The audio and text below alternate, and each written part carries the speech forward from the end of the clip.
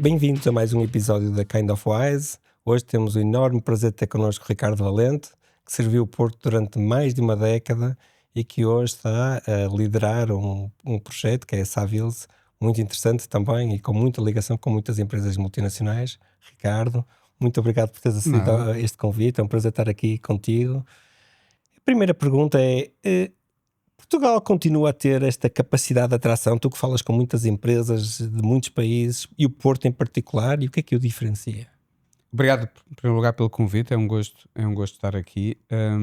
Eu acho que sim, eu acho que, aliás, nós estivemos há 15 dias em França, em Cannes, no MIPIM, que é uma feira, diria, de investimento imobiliário, mas onde estão as cidades todas, estão países, enfim, estão as grandes empresas desse mundo. E é engraçado que nós, enfim, aterramos em Cannes e a guerra tinha começado na sexta-feira anterior. Tínhamos aquele receio natural, ok, mais um ano em que temos mais um acontecimento, E mais uma enfim, guerra, infelizmente. mais uma guerra, infelizmente, geopolítico, etc. Mas foi surpreendente, eu diria que foi o melhor MIPIM de sempre para Portugal e para as empresas portuguesas. Porquê? Porque, de facto, aquilo que de certo modo tem caracterizado o caminho de Portugal nos últimos anos, que é o reconhecimento de um país que é capaz de conjugar talento, mas também capaz de conjugar segurança e tolerância, que são coisas importantíssimas. Não chega só a segurança, também a tolerância é muito importante. São ativos que voltam a realçar-se e, portanto, eu diria que Portugal hoje tem uma centralidade muito importante, porque é uma centralidade que não é uma centralidade geográfica, é uma centralidade do ponto de vista de valorização de ativos. Ou seja, se nós olharmos para o mundo numa lógica do mundo onde cada vez mais a tecnologia tem impacto relevantíssimo, onde as indústrias são quase todas indústrias de serviços, onde o capital humano é mais importante que o capital físico. Neste mundo, Portugal tem, de facto, um lugar verdadeiramente extraordinário, porque ele está protegido de muito do mal que acontece do ponto de vista geopolítico, e este mal que acontece do ponto de vista geopolítico está no leste, portanto, está muito distante de nós. E, portanto, Portugal, eu diria que tem todas as condições hoje, diria até o sul da Europa, não é? Se nós olharmos para este lado curioso, nós passamos dos PIGs europeus em 2008, 2009, 2010 para as economias que mais sucesso têm na Europa. Hoje são estas quatro economias, são a economia portuguesa, espanhola, italiana e grega, todas elas a fazerem um caminho muito, muito relevante do ponto de vista de retransformação das suas economias, fruto da crise, mas que elas foram capazes de cavalgar de uma forma muito interessante. Portanto, Pedro, eu diria que Portugal tem condições únicas. Eu acho que se nós não fizermos nada de muito estúpido, acho que temos todas as condições para continuarmos a ter muito sucesso do ponto de vista da empresa de atração de investimentos. E notas também alguma curiosidade? Nós na Wise Parrot estamos a organizar um congresso mundial de agências em Portugal e, em particular, os americanos, nós sentimos muita curiosidade dos que não conhecem bem Portugal, no sentido literal, não é? De o conhecerem no espaço físico. Notamos muita curiosidade, ouviram falar muito de Portugal, é um país pequeno, mas que lhes apresenta assim um conjunto de competências que ultrapassam a barreira tangível do sol e da segurança, não é? Certo. Sentes isso? Sim, tu repara, as estatísticas dizem isto. Nós dados da AMA, nós neste momento norte-americanos no país já ultrapassamos 25 mil dados oficiais, o que é um número impressionante se nós olharmos para as estatísticas que nós tínhamos em 2010, 2011, onde tínhamos números que eram um décimo disto, ou menos de um décimo disto. E, portanto, isso é muito importante. Eu acho que nós estamos a ser descobertos, literalmente. Acho que Portugal, eu costumo sempre dar este exemplo. Portugal para a costa oeste americana, Portugal está mais perto que a costa leste, não é? Portanto, nós somos... a costa oeste americana é muito diferente da costa leste americana. A costa oeste americana é uma costa literalmente atlântica, porque ela tem uma origem de imigração muito atlântica também. Portanto, as características demográficas são muito diferentes entre a costa oeste e a costa leste dos Estados Unidos. E Portugal posiciona-se aí de uma forma muito clara, que é, estás a menos horas de avião entre Nova Iorque e LA do que Nova Iorque, Lisboa ou Porto.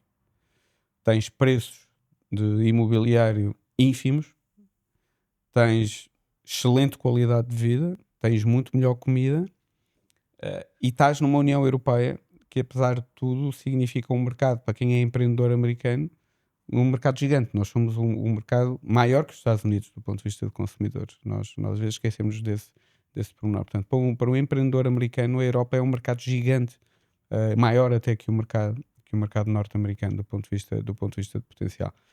E portanto, os americanos, de certo modo, estão a descobrir-nos. Acho que começaram muito pelo turismo, começaram por essa descoberta do turismo, mas hoje é empresarialmente.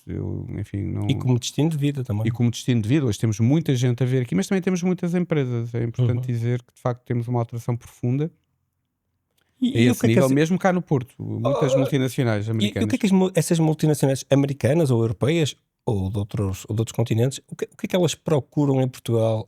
É uma representação local ou procuram hubs como destino? E porquê Portugal ou porquê o Porto em particular?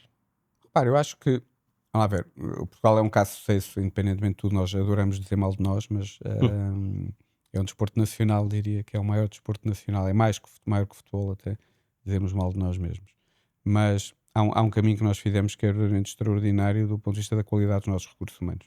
Ou seja, Portugal, se calhar, é o país europeu que mais retransformou recursos humanos dentro do momento de partida até ao momento onde estamos hoje.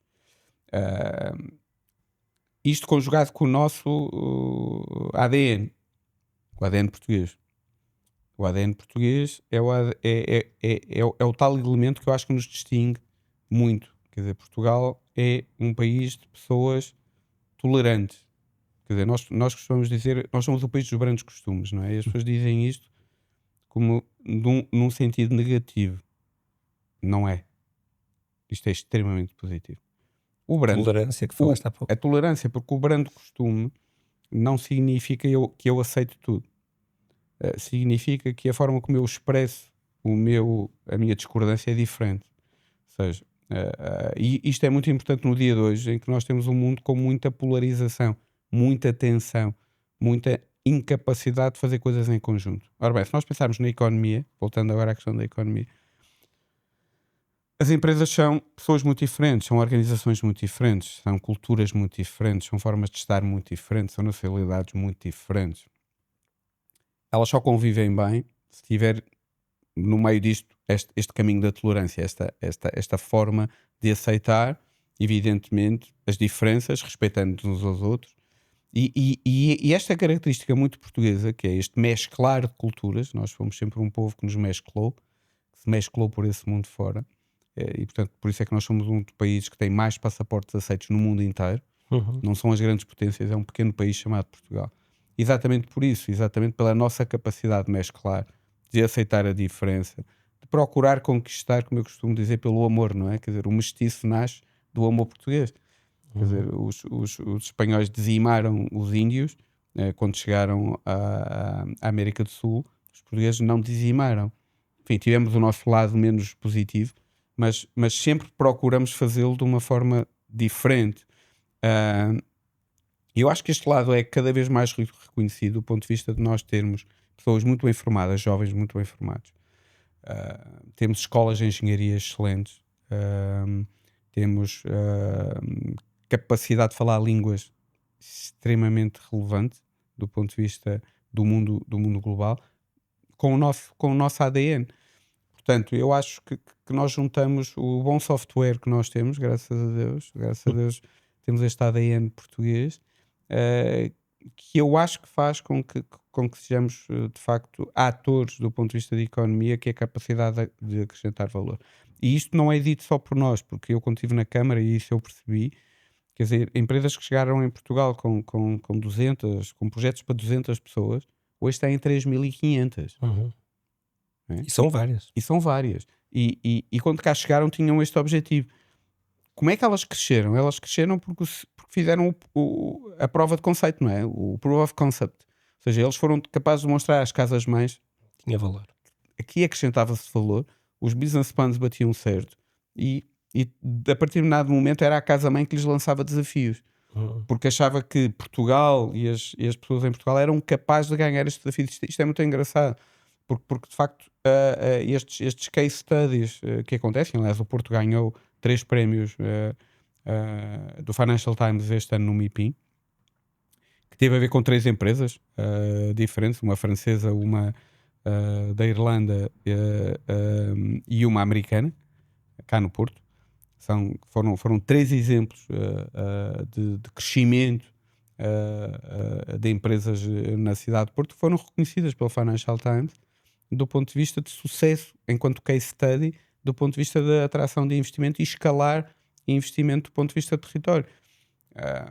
E portanto eu acho que temos as condições, acho que nos falta de facto pensar, se quiseres, do ponto de vista territorial, do ponto de vista de país, de forma mais ambiciosa, né? Porque eu acho que se nós pensássemos de forma mais ambiciosa, acho que as empresas iam aproveitar e escalar também essa ambição. Acho que infelizmente nós ainda temos, e isso queixam-se as empresas que cá chegam, que é a incapacidade em muitos casos de acompanharmos o crescimento e a vontade de crescer que elas têm. Portanto, eu acho que é algo que temos que melhorar enquanto país. É curioso que tu falaste aí sempre muito em pessoas neste início de conversa, e antes de começarmos este podcast falávamos os dois, eu explicava-te que este nome Kind of Wise tem Kind, que é um valor da Wise Pirates e que representa muito um pouco aquilo que tu também disseste, da tolerância, da compreensão, da empatia, e o wise no sentido daquilo que as pessoas podem aprender, podem procurar, no fundo, a atitude de inquietude, de curiosidade e de proximidade, que de alguma forma é aquilo que tu estás a incluir, penso eu, nas respostas sobre o ativo principal que tem Portugal, que tem o Porto, que no fundo é maioritariamente as suas pessoas e a capacidade das suas pessoas terem ativos de soft skills, né, de tolerância, além obviamente da segurança, geopolítica e outras. Muito curioso a resposta ser centrada nas pessoas. Portanto, eu vou-te fazer uma outra pergunta que tem a ver com as pessoas, mas num âmbito não estritamente só das empresas e das cidades, mas num âmbito também das próprias pessoas. O World Economic Forum disse recentemente, ou publicou recentemente, aquilo que são os skills para 2030, penso, mas que era para 2030, os skills principais das pessoas. E começava por dizer algo que eu acho que é desafiante até para nós próprios, que vimos de uma realidade de ensino muito própria, que é saber escrever, saber ler, saber matemática, saber desenhar. São skills não tão relevantes. Skills relevantes são pensamento crítico, curiosidade, conhecimento da AI, literacia tecnológica. Tu concordas com isto? Concordas com esta abordagem? O que é que tu dirias sobre isto? Eu acho que é um mundo, acho que a primeira sensação é tipo, estão a destruir tudo aquilo a partir do qual nós fomos capazes de crescer enquanto pessoas, não é? Por outro lado, eu diria que é evidente isso. Porquê? Porque aquilo que nós chamamos de inteligência artificial, não é? O que é que ela está a fazer? Ela está, de certo modo, a transformar tudo isso em gratuito. Ou seja, de certo modo, quer dizer, eu vejo que em 2030 uma criança com 6 anos tem é que saber fazer as perguntas certas para responder qualquer equação mais complexa que eu hoje tenha que resolver no mundo, hoje. E, portanto, o mundo vai se retransformar. Eu costumo dar este exemplo: nós vamos deixar de ser, nós vamos todos ser maestros, nós vamos orquestrar, nós vamos ser maestros, nós vamos, que de facto é a função mais importante, não é? Porque de facto podes ser um excelente músico, mas se não souberes como interages com os teus colegas do lado, como é que tocas o tom certo, no momento certo e no ritmo certo, as coisas não vão funcionar bem. É? Portanto, no fundo, nós somos animais sociais, todos, mas nunca tivemos a capacidade de pensar o social. Cada um de nós fazia Depois havia a tal mão invisível do célebre Adam Smith, que dizia, depois há uma mão invisível vai juntar estas questões individuais todas, quase. Enfim, quem acredita em questões metafísicas chama um Deus, mas que junta isto tudo e torna isto harmonioso. De repente isto torna-se harmonioso, sem que cada um de nós esteja a pensar na harmonia. Pronto, isto é a lógica da coisa. Portanto, e foi assim que nós construímos os nossos sistemas enquanto seres humanos.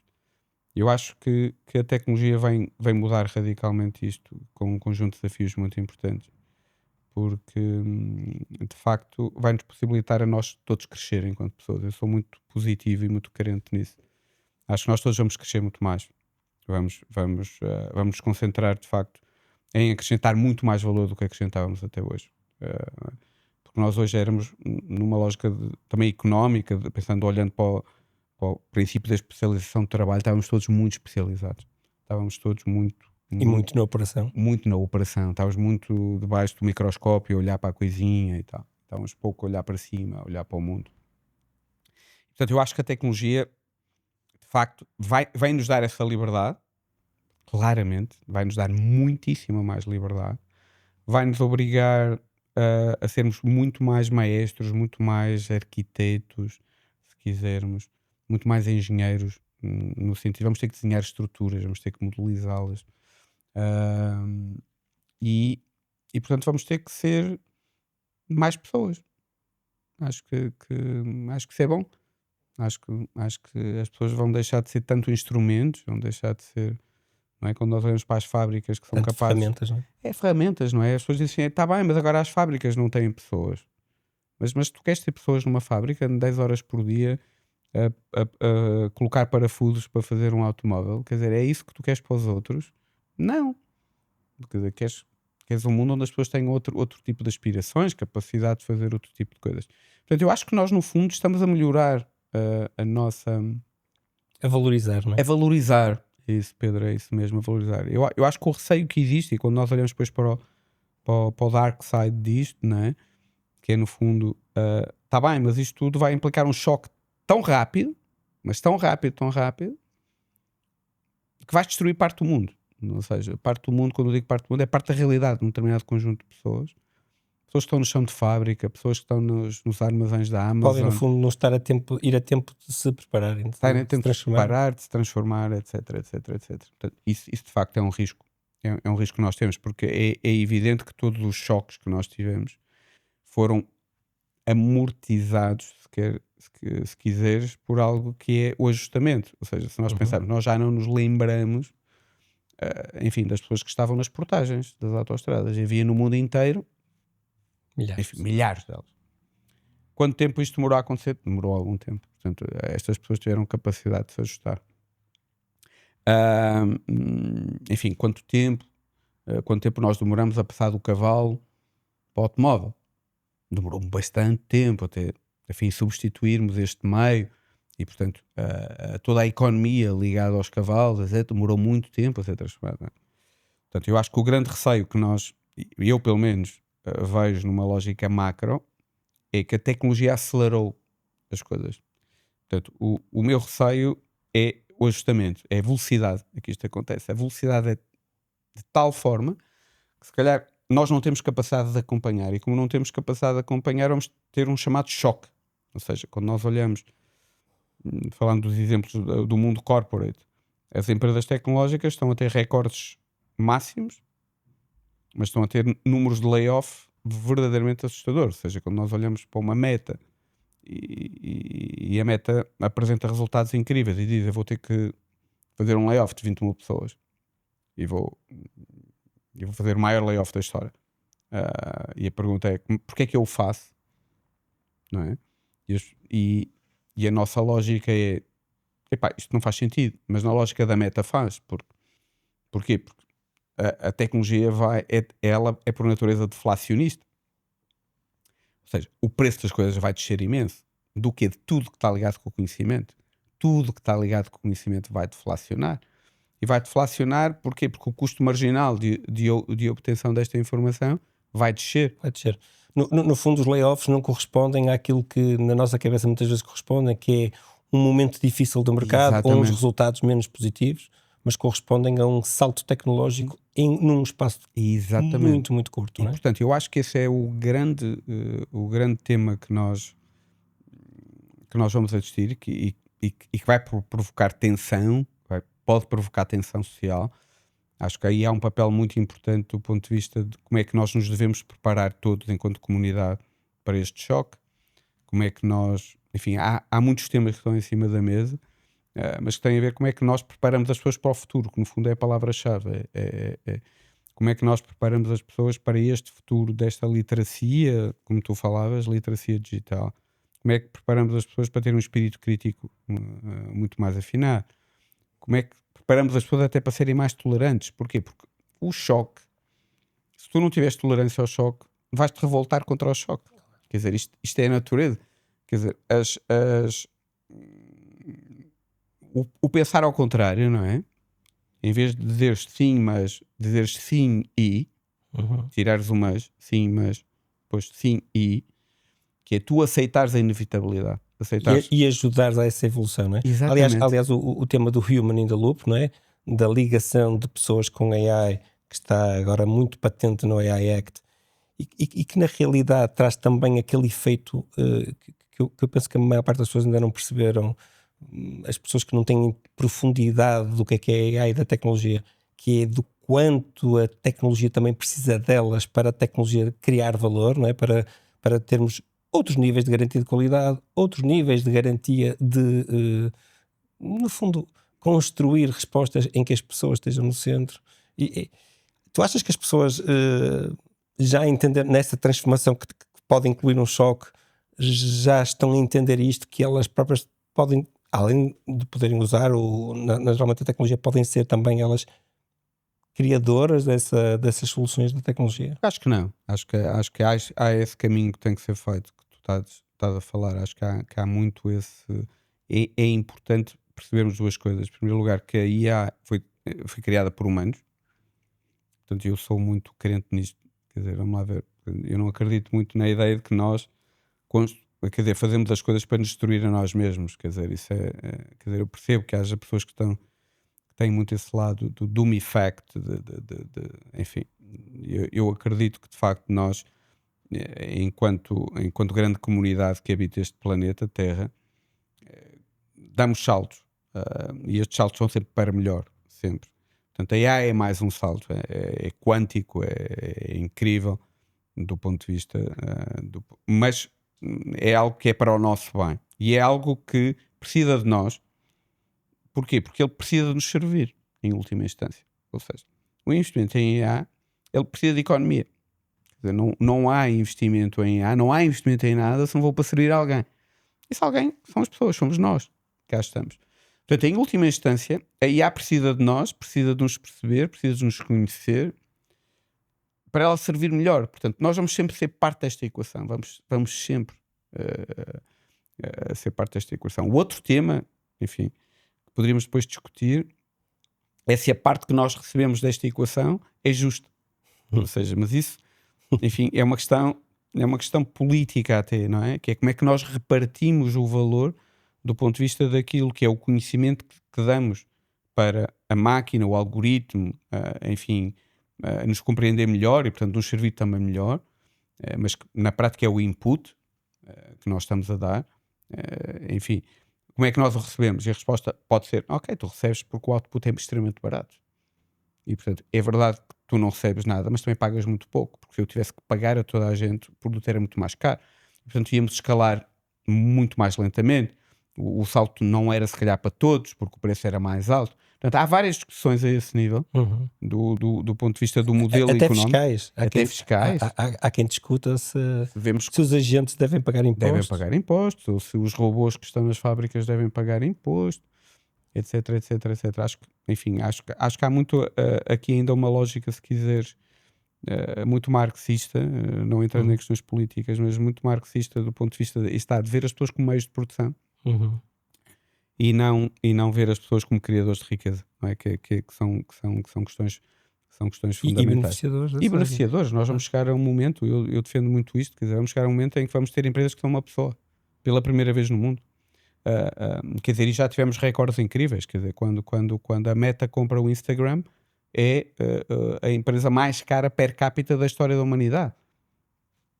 É mais cara per capita.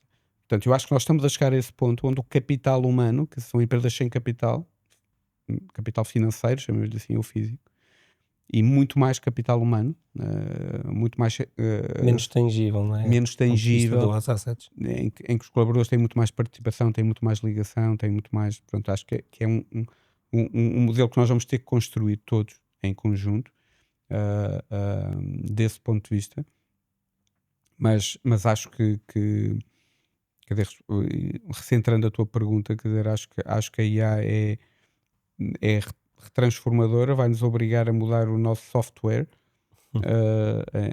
aqui o nosso software, mas acho que vai-nos obrigar a mudar para o melhor que nós podemos dar, sinceramente. E portanto acho que vamos fazer aquilo que se calhar algumas pessoas querem fazer sem viabilidade económica, que é queremos trabalhar menos horas, está bem, mas vamos conseguir fazê-lo porque vamos ser muito mais produtivos. Portanto, sem ser uma lei, sem ser uma regulação, sem ser uma vontade, sem ser uma luta contra trabalhadores Mais o resultado. é mais o resultado de uma evolução que eu acho que no fundo é aquilo que torna sustentável as coisas. As coisas são efetivamente sustentáveis quando elas são criadas deste modo e não quando elas são impostas, não é? Portanto, quando as coisas são impostas, normalmente são pouco sustentáveis. E portanto, porque o caminho para lá chegar vai demorar muito mais tempo, vai ser muito mais difícil, vai ser muito mais luta, vai gastar muitas energias, Claro. do que propriamente quando nós fazemos isto em conjunto. Ricardo, e nessa evolução que todos temos que fazer e que as pessoas estão a fazer ou estão a tentar fazer, existem, eu penso que aqui, vários riscos das pessoas não conseguirem acompanhar esse crescimento de conhecimento que têm que ter para se adaptarem à tecnologia e para produzirem valor com a tecnologia, não é? Por um lado, o de considerarem que têm mais tempo do que o que têm e, portanto, levianamente não se envolverem tanto nessa transformação, que é um clássico, já aconteceu com a digitalização. Por outro lado, no outro extremo, as pessoas perceberem que por mais que aprendam, por mais que testem, por mais que experimentem, não conseguem tangibilizar nem 1% daquilo que está a acontecer, nem conseguem ler aquilo que precisavam e, portanto, podem ficar com um FOMO que se transforma em ansiedade e que depois até pode ser bloqueante. Para onde é que as pessoas devem ir? Qual é o teu conselho? Tu falas com muitas empresas de tecnologia. Qual é o teu conselho? Qual é a zona intermédia com valor e com tração que leva as pessoas probabilisticamente no caminho certo? Essa é uma excelente pergunta, porque eu acho que é um tema que hoje em dia se coloca, não é? Quer dizer, quer dizer, nós hoje falamos muito de doenças mentais de pessoas com a saúde mental, não é? Quer dizer, porquê? Porque a mente cada vez mais é o nosso ativo. Quer dizer, nós olhamos para a história, antigamente a saúde mental era irrelevante, porquê? Porque a tua força de trabalho era braçal, era física. Estavas preocupado, enfim, se tinhas com os músculos, se tinhas um problema de coluna, se tinhas... Hoje estás preocupado com o bem-estar das pessoas, não é? Porquê? Porque a economia vive muito disso. Vive das pessoas, da nossa mente, da nossa empatia, do nosso sorriso, da nossa forma, do nosso tom de voz. Isso é muito importante, não é? Nós fazemos negócios e olhamos muito uns para os outros e percebemos o tom de voz e percebemos como é que uma pessoa responde. E isso é um deal breaker, em muitos casos, do ponto de vista do negócio. Quer dizer, chegamos ao fim e nós não gostamos da postura. Isto era impossível há muito tempo atrás. Falámos de negócios gigantes que não acontecem porque nós não gostamos do que estamos a sentir do lado de lá. E porquê? Porque nós não estamos a comprar edifícios, nós não estamos a comprar fábricas, nós estamos a comprar aquelas pessoas. O acesso às pessoas. O acesso às pessoas. Isto é verdadeiramente impressionante, não é? Portanto, eu diria que as empresas têm que ter uma preocupação clara do ponto de vista do que é a cultura dentro do escritório, a cultura dentro da organização. As pessoas têm que confiar muito mais nos seus colaboradores também, acho que é o caminho. É mais liberdade, mais responsabilidade, claríssimo. É isto que eu vejo nas empresas. São empresas muito mais focadas em resultados do que em horas de trabalho. E portanto eu acho que as organizações estão a reaprender a interpretar os KPIs que têm que abordar do ponto de vista do que são os seus ativos, do que são os seus colaboradores. Portanto, é preciso dar espaço, é preciso dar liberdade. Evidentemente que as empresas têm no fim do dia um objetivo. Elas têm que ser sítios interessantes para nós trabalharmos, temos que estar felizes, mas depois temos que ser rentáveis no fim do dia. E temos que ser rentáveis por uma razão, porque nós só existimos com o propósito de prestarmos bons serviços. E para prestarmos bons serviços temos que ter contínuos investimentos. E para termos contínuos investimentos temos que ter cash flow. E para termos cash flow temos que ter rentabilidade. Isto volta sempre ao mesmo. Claro. É a criação de valor e a monetização desse valor. E a monetização desse valor. Portanto, eu acho que as empresas, e agora que estou numa multinacional, percebo isso. Quer dizer, as empresas têm uma política de abertura aos seus colaboradores, de esforço de compreender os seus colaboradores, que é incomparável com aquilo que nós existimos. Portanto, as empresas cada vez mais são organismos um bocado caóticos, à primeira vista, caóticos, em que as hierarquias são hierarquias do ponto de vista de controle de decisão, mas não são hierarquias de poder efetivo, aquela lógica da hierarquia de tu tens que falar com este, para depois falares com aquele, que depois fala com aquele, que depois fala com aquele, aquela lógica do poder. Portanto, as hierarquias hoje são sobretudo sistemas de gestão de risco. É para isso que se criam hierarquias. É no fundo para tu teres a certeza de que aquilo que é uma decisão está alinhada com aquilo que é o propósito e a estratégia. Se não haverá um segundo caminho, uma segunda opinião, e portanto, no fundo, acho que é muito este o sistema. E com os valores da organização. E com os valores da organização, clarissimamente, não é? E portanto, as organizações adaptaram-se a tudo isto, não é? Acho que é claríssimo. E nós sentimos isso. Nós sentimos a forma como nós estamos perante uma empresa que é dinâmica, que vive neste novo mundo, para este novo futuro, e olhamos isto do ponto de vista de como é que ela se estrutura do ponto de vista de decisão, e depois olhamos para aquelas empresas que ainda são, como eu costumo dizer, da realidade passada, com esquemas de decisão e de poder extremamente fora daquilo que é o propósito e a tendência que nós queremos ver do ponto de vista da organização. Por falar em empresas e em pessoas e em tendências, mais uma vez, tanto no teu desafio anterior, não é? Na Câmara Municipal de Porto, como atualmente na Savills, tu tens muito contacto com estas empresas multinacionais, não só multinacionais, também nacionais. Certo.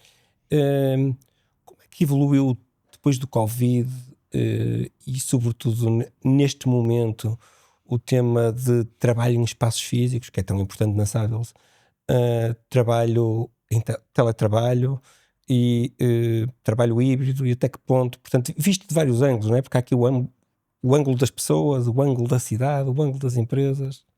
Como é que isso é um desafio importantíssimo. Eu diria, quer dizer, se nós olharmos mais uma vez, quer dizer, o teletrabalho, o trabalho híbrido, não é? São, eu diria, duas realidades muito diferentes. Por exemplo, Estados Unidos e Europa é completamente diferente. E é completamente diferente porquê? Porque a economia americana é uma economia de enorme pendularidade. Uma economia gigante, cidades gigantes, megalópolis. Londres a mesma coisa, eu também falando de Londres. Portanto, em que o teletrabalho, de certo modo, serviu dois propósitos. Por um lado, mitigar um efeito de pendularidade e tempos. O commute time era gigantesco. Quer dizer, e as empresas fizeram uma conta muito simples. Quer dizer, quanto é que eu perco em commute time? Se esta pessoa estiver em casa, quanto é que eu poupo de commute time? Portanto, são as horas de commute. Ou a empresa ou a pessoa. Ou a pessoa, mesmo. Hoje. E eu, do ponto de vista da empresa, poupo em espaço físico. E, portanto, eu consigo ter num escritório de 400 pessoas, consigo ter 600. Portanto, eu faço o custo de metro quadrado e, ok, acabei de reduzir o meu custo de metro quadrado e consegui crescer fazer o crescimento do meu overhead em termos de pessoas sem ocupar mais espaço. Excelente, a equação fez, perfeito e anda. Portanto, eu acho que o Covid foi a desculpa para isto acelerar tudo. Foi o choque. E de repente era um movimento que já vinha, o híbrido, este tema já vinha muito nos Estados Unidos, era Muito nos Estados tipicamente uma lógica americana, que era uma lógica muito economicista, ao contrário do que se diz, era muito economicista. E portanto as empresas tecnológicas estavam a crescer muito, não havia espaço suficiente e elas descobriram um meio de crescer sem necessidade de espaço. Portanto, chamaram isto híbrido e etc. Depois veio o Covid, um choque brutal, e de repente toda a gente vai para casa, toda a gente consegue trabalhar na mesma. E quando nós saímos do Covid, a malta diz: epá, eu até gostava disto, isto até correu bem, etc. E portanto vamos continuar. Eu acho que a partir daí sentiu-se claramente dois efeitos. Por um lado, as cidades perdem claramente com o teletrabalho, e as cidades perdem do ponto de vista da economia local, ou seja, perdem claramente, ou seja, tudo aquilo que são serviços de apoio perdem, porque se nós pensarmos sei lá, uma cidade como o Porto num dia normal, ela terá 500 mil de pessoas dentro da cidade do Porto, são 500 mil pessoas na cidade do Porto.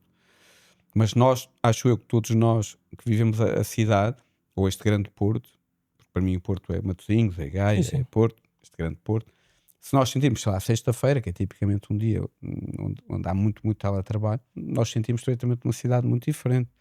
Os restaurantes são muito mais vazios, as estradas são muito mais vazias, etc. Portanto, há uma economia local que eu acho que perde claramente com a lógica híbrida. Acho que as empresas também começaram a perceber, muitas delas, que se perdeu muito do ponto de vista de cultura, de valores. Acho que depois, mais tarde, as pessoas começaram a perceber que também que se perdeu muito do ponto de vista de segurança. Segurança da informação? Da informação. Uhum. Segurança da informação, que acho que é um tema cada vez mais relevante. A informação, o ativo, o acesso à informação. Quem é que a vê? O que é que tu levas para casa? Que tipo de informação és capaz de levar para casa? Eu acho que as empresas hoje estão muito preocupadas com esses temas. Os temas não é só tu estares a trabalhar a partir de casa, é estares com informação em casa. Que informação tu tens em casa? Essa informação está defendida, não está defendida, etc. Portanto, acho que há claramente um reequacionar. Muitas das empresas o que nos dizem é que querem acabar com o teletrabalho. Estás a falar em empresas mais no plano internacional? Internacional. Uhum. Querem de acabar. empresas que estão a entrar em Portugal ou que estão cá? Estão cá e elas estão a fazer isto numa lógica de um processo de retorno, back to normal. Porquê? Porque depois de anos e anos de estatísticas, há uma série de estudos, enfim, que as empresas têm vindo a fazer e que demonstram descidas significativas do ponto de vista de produtividade. Ou seja, e esta produtividade pode passar, por exemplo, por a incapacidade das pessoas se encontrarem mais vezes. Ou seja, os níveis de inovação nas empresas estão a descer. Os níveis de engagement social entre as pessoas. Engagement social entre as pessoas estão a descer. Mas eu diria que também, não sei se posso dizer isto de forma tão leviana, mas que pelo menos muitas pessoas gostam de teletrabalho, não é? Porque grande parte dessas empresas também permitem que elas estejam no escritório. Portanto, se eu percebi bem, tu estás a dizer que no ângulo da cidade, a cidade tende a perder com o teletrabalho. No âmbito das empresas, tens observado, se eu percebi bem, que as empresas procuram que haja menos teletrabalho ou procuram voltar para mitigar as perdas com que estão a acontecer, mas falaste aí sobre perda de produtividade. E a produtividade também depende muito, acho eu, da vontade das pessoas, do interesse das pessoas, do ânimo das pessoas. É verdade, Pedro, mas eu vejo isto assim, repara, eu acho que o problema do teletrabalho é que ela de repente se transformou numa política geral da empresa. Quando ela deveria estar afeta a determinadas áreas que podem continuar em teletrabalho. Vamos lá ver. Ou seja, vou dar um exemplo. A pessoa que trata do processamento de salários, ou dos recursos humanos, pode perfeitamente estar em teletrabalho. Ela tem um trabalho que é eminentemente um trabalho de tarefas, como chamamos, tasks. Ela faz um conjunto de tarefas. Tem muito pouca interação do ponto de vista organizativo. e ela não está em áreas que são áreas de conexão. Ou seja, Mais isolado, mais autónomo. ele está mais autónomo. Quer dizer, eu acho que o grande desafio que hoje as empresas têm, e das que eu falo, as grandes organizações, é isto transformou-se numa política geral. E, portanto, é muito difícil dizeres que não e dizeres, não, tu não podes estar em teletrabalho e o outro está em teletrabalho, aquele está, mas tu não podes estar em teletrabalho. Eu acho que as empresas o que estão a procurar fazer, esta é a minha leitura, que é fazer um comeback para restabelecer uma nova política e dizer, ok, não, agora nós somos uma única empresa, todos trabalham aqui, todos têm que estar no escritório, todos têm que vir, etc, etc, etc. E depois vamos definir um smart É o híbrido. sim e, não é? Sim, e exatamente. E agora vamos recomeçar. Portanto, eu acho que o teletrabalho e o híbrido pode ser substituído, como eu acredito, daqui a uns anos, por menos horas de trabalho, porque és muito mais produtivo. E, portanto, não precisas de fazer 9 to 5. Podes fazer 9 to 2. E, portanto, se queres ter mais equilíbrio, se queres ter tempo aos teus filhos, se queres tempo para pensar, se queres ter bem, vais fazê-lo, porque basicamente vais ter muito mais tempo disponível. Muito mais tempo disponível. E, portanto, eu acho que, porque em última instância, quer dizer, o que todos nós, enquanto pessoas, procuramos é este tal equilíbrio. Portanto, temos de ter horas para nós, temos de ter. E há aqui algum contrassenso, porque eles dizem assim: não, eu tenho que ter teletrabalho para ter tempo para mim. Pá, mas desculpa lá, mas isso não é teletrabalho. Teletrabalho não é para teres mais tempo para ti. Não é essa a ideia do Só teletrabalho. na redução do commute. Não é? É só na redução do commute. O resto não é para teres mais tempo para ti. Quer dizer, porque precisas mais tempo para ti, é a organização dá-te mais tempo para ti. Dá-te mais tempo para ti. Precisas de tempo, queres fazer uma aula de não sei o quê, a organização dá-te. Precisas de.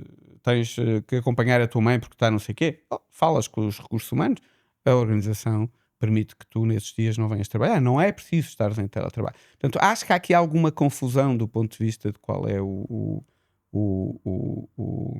papel do híbrido. Uhum. Acho que há muita confusão. E acho que as organizações, de certo modo, quiseram recentrar. E, portanto, elas estão a voltar um bocadinho para trás, ou até em alguns casos bastante para trás, que é back to the office. Ponto, não é? Nós ouvimos empresas a dizer, sei lá, JP Morgan, a dizer, a partir de agora, se não voltas para o escritório, és despedido. Ponto, acabou. Não há hybrid. Isso é uma frase mesmo americana. Uma frase não é? mesmo americana, não é? Ouvir um CEO dizer, opá, ou voltam ou então estás fora.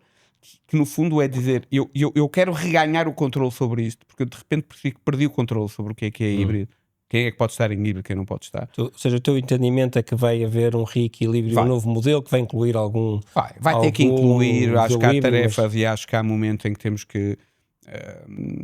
que aceitar. Acho que a questão do talento também é muito importante, porque o híbrido permite ir buscar talento mais distante. Isso também é muito relevante, não é? É evidente isso. Há questões estratégicas e áreas onde tu vais ter que aceitar o híbrido até full time. Uhum. Quer dizer, mas isso é uma questão estratégica, é uma questão do teu negócio e a forma como tu estruturas o teu negócio.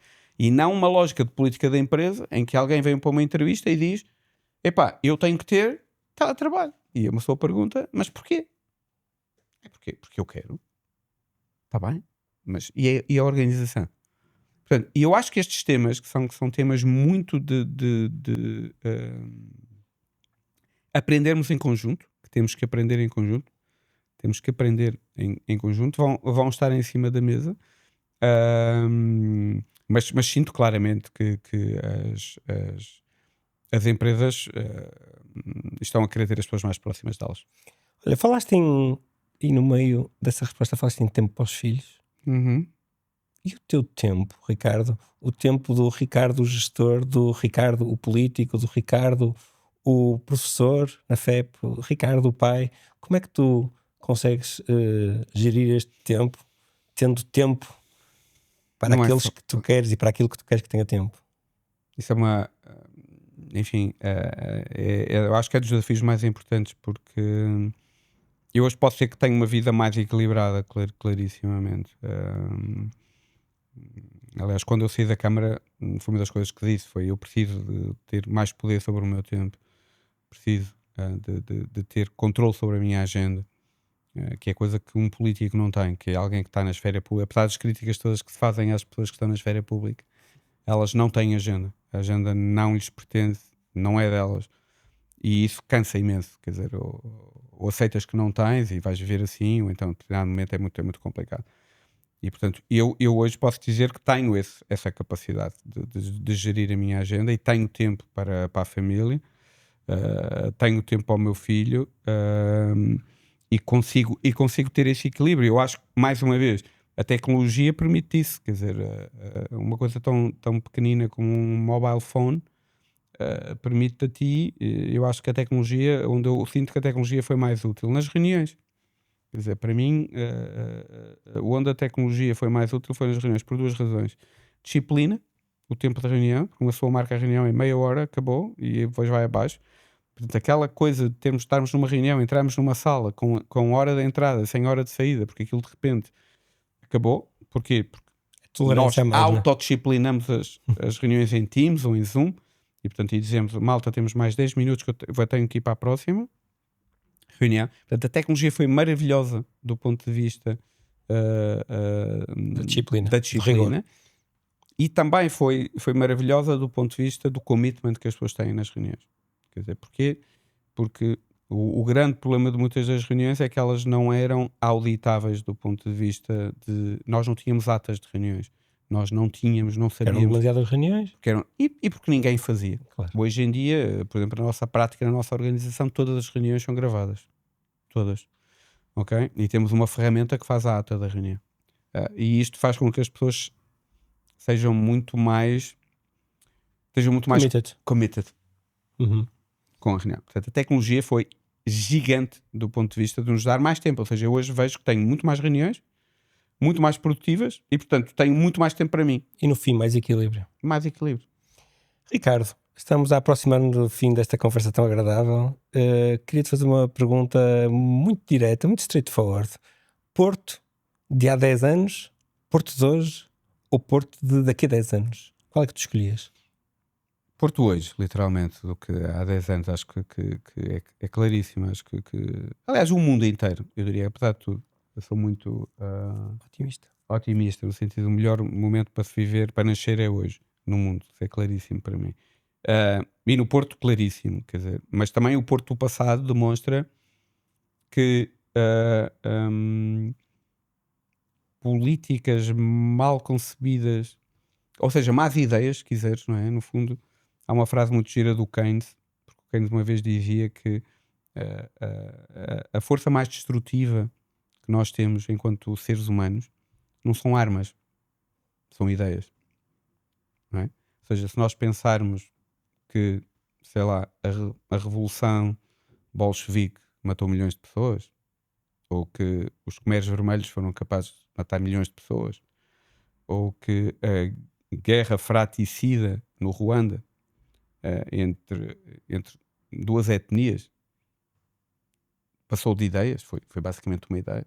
As armas servem ideias, não é? Servem o poder de algumas ideias. E, portanto, a má ideia destrói. Portanto, o Porto teve más ideias no passado, acho que se conseguiu construir.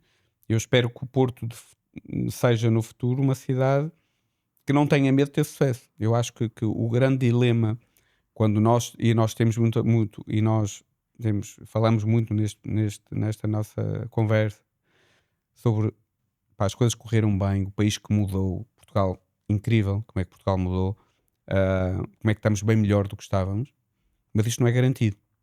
Nada disto é garantido.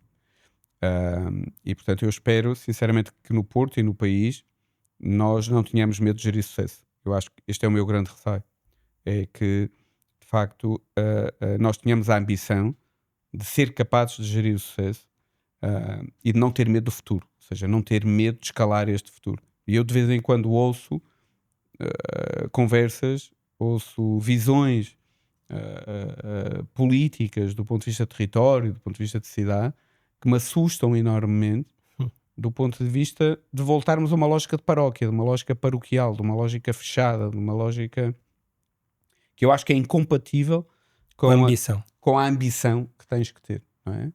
E com o mundo aberto. Quer dizer, para mim é evidente isto. Nós, enquanto humanidade, enquanto planeta, enquanto pessoas, conseguimos muito quando nos abrimos. Sempre. Nos abrimos à tecnologia, nos abrimos às ideias, nos abrimos aos outros, abrimos ao comércio, enfim, significa Oportunidades. oportunidade. Quando nós fechamos, quando nós criamos a cultura da muralha, da fortaleza, normalmente as coisas correm mal. Portanto, eu espero que o Porto Futuro não se isole, no fundo. Não se isole e que seja capaz de continuar a ser um Porto aberto. Obrigado por essa resposta inspiradora. Ricardo, vou-te fazer a última pergunta. Se tu estivesse em 2030, esse Ricardo de 2030 e olhasse para hoje, para um Ricardo em 2026, o que é que ele diria? O que é que ele gostaria que o Ricardo de 2026 fizesse para ele em 2030 estar feliz, satisfeito, completo, orgulhoso? Que tivesse menos certo das minhas ideias. Ou seja, acho que cada vez mais, quer dizer, acho que esse é o meu grande receio, é que é eu estar a projetar uma ideia do mundo que me está a fechar um caminho em vez de me abrir. Ou seja, o aceitarmos a nossa incerteza intrínseca, aceitarmos a mudança como algo que é natural e que temos que ser capazes de o fazer, para mim é aquilo que eu mais aprendi na vida. E é o meu grande receio. É eu estar, enquanto pessoa, enfim, em todos os meus níveis, aqui no mundo, de eu estar a acantonar-me com uma certeza que me faz não ver outros caminhos. E eu acho que estes momentos que nós estamos a viver hoje, que são de facto disruptivos, completamente disruptivos, e que nós só vamos perceber quando chegarmos a 2030, ou se calhar 2035, com perspectiva, quando nós fizermos a perspectiva. Eu acho que quem vai ter sucesso é quem for capaz de abraçar esta incerteza. Ou seja, quem for capaz de aceitar, go with the flow, nitidamente, quer dizer. E portanto, isso é o que eu procuro fazer hoje. Eu tenho muito poucas ideias, quer dizer, absolutas, porque tenho muito receio de estar a perder oportunidades, porque temos que virar rapidamente. E portanto, o Ricardo em 2030 se calhar vai olhar para o Ricardo em 26 e dizer, pá, como é que foste por aqui e achavas que aquele era o caminho e não foste capaz de te abrir e capaz de seguir outros. E de ouvir. E de ouvir, se calhar. Essa é uma questão importante, Pedro, ouvir. E na prática, e terminamos com isso é o pensamento crítico, isso é o pôr em questão, é o saber pôr em questão, sem deixar de ter as suas ideias, ouvir, considerar e ter o pensamento crítico de saber escolher com mais propriedade. Exatamente. Ricardo, foi uma ótima conversa, agradeço-te muito. Obrigado pelo convite. Espero que toda a gente que ouça esta conversa goste como eu gostei. Obrigado. Obrigado. Até breve.